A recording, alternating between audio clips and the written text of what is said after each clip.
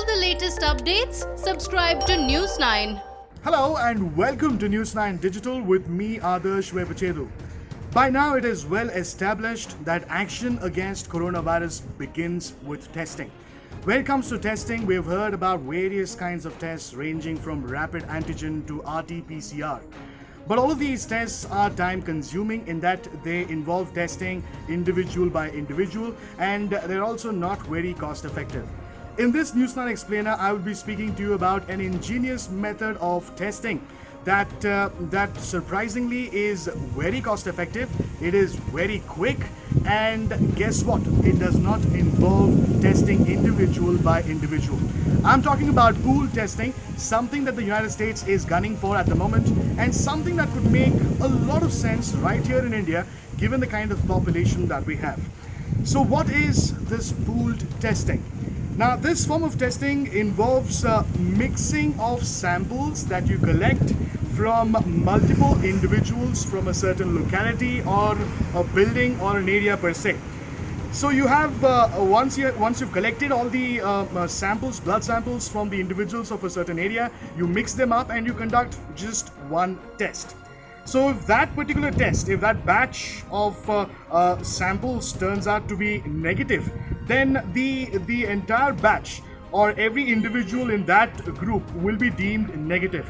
But if that group of people, in a sense, if the test turns out to be positive, then each individual in that particular group will be tested out. Now, for ease of understanding, I have a scenario. Let's just consider an office which has about 40 employees, and let's just say one of them is COVID-19 positive.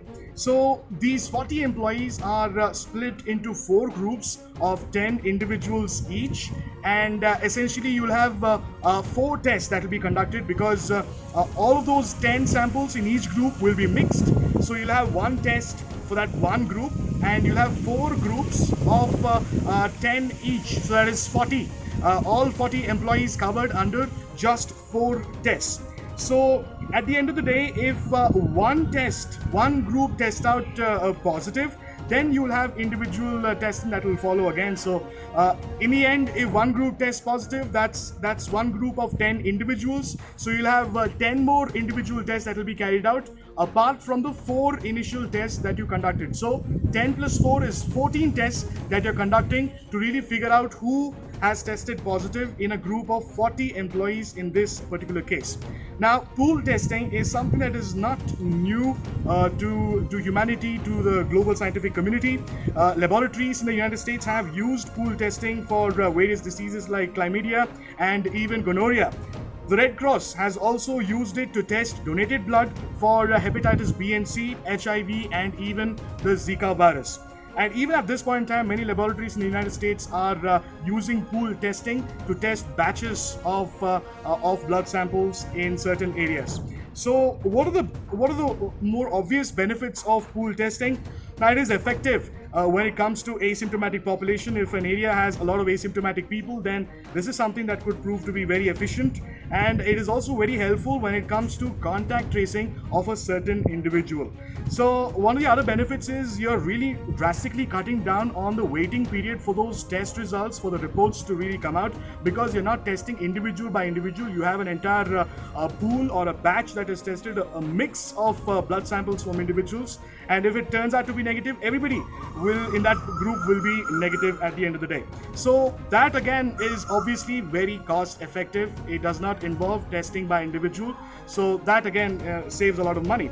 There are, however, a few drawbacks when it comes to pool testing. Let's just say in a certain area, if the spread is in excess of 10 to 15%, so there is a little bit of community transmission, pool testing may not be a very efficient method here.